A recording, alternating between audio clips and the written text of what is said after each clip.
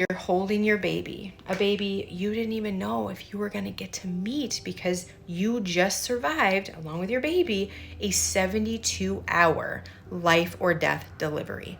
And that's when your phone dings. So you reach for it and you look, oh, it's a notification from social media, and you see your name. So you open it up and you are terrified, just struck with fear because you didn't realize it. But everything you just endured, every tear, every update with your cervix, every contraction, your emergency C-section, every intimate touch and go moment had been blasted out to 20,000+ followers by your mother-in-law.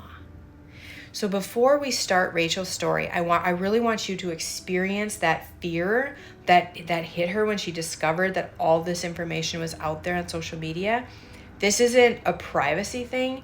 Rachel can't be on social media. She can't have a social media presence because of a previous relationship. So this is about safety. This isn't about privacy. So before we even get started, she wants you to know that she really does love her mother-in-law. She doesn't want to cut her off.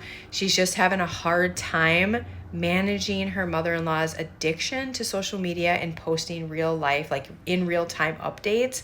And it's just been a struggle this whole time. And it's about to get worse because her and her husband are about to move 20 hours away.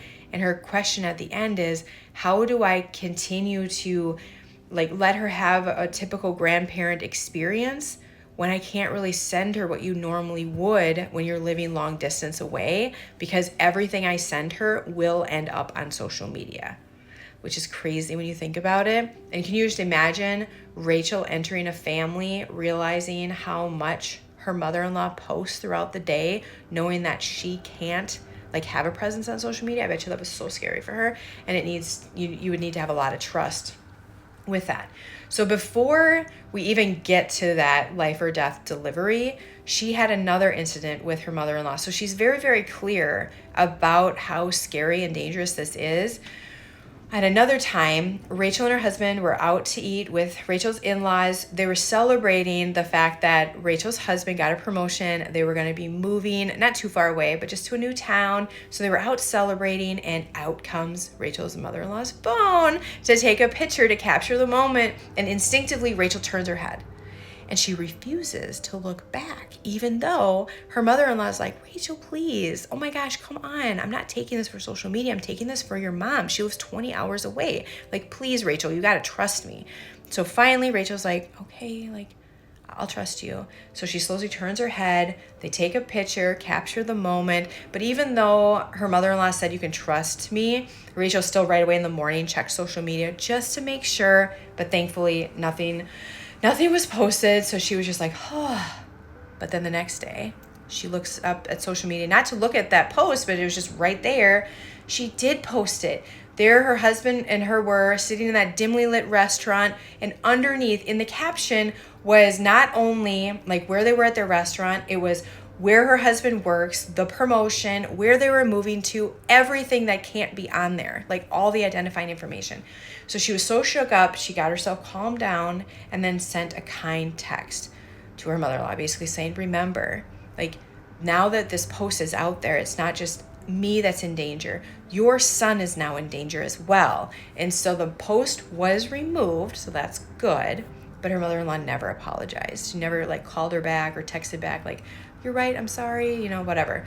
Nothing like that. But even just that, can you see how tender Rachel is with her mother-in-law? She could have just been like, you said I could trust you. You said this was just for her mom. And fun fact, Rachel's mom never got that photo. It was for social media. So there was that. Now we're going to get to her first delivery, which was absolutely terrifying. And not only did her mother-in-law post minute-by-minute updates, she also posted a photo of the hospital, so where they were, a picture of the baby, all of it was out there. This time, Rachel didn't wait to calm down because now she's a mama bear, so she got her mother-in-law right away on the phone, explained to her again, now we have a little one to protect, take it down. And she did for the most part, not everything, but most of the stuff was taken down, and then, again, she never apologized.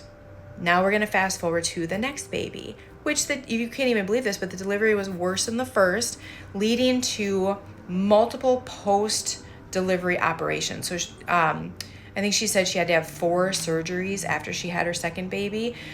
So in the midst of all this, just trying to heal, preparing for her next surgery, she decides, I need some comfort. So she turns on their family pastor from back home because she just loves this pastor.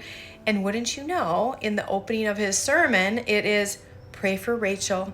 She's about to go into another surgery, and he goes on to detail everything going on with her lady bits, everything going on with the fact that she's still taking pain meds and can't breastfeed, all the intimate details blasted out to the congregation and anyone that's streaming in. She was like, oh my gosh. But she knew, wait, if he's doing this now, he's been probably doing this whole time. So she scrolls back weeks prior, and yes, so every week it starts the sermon, pray for Rachel. Here's all her intimate details about her private body.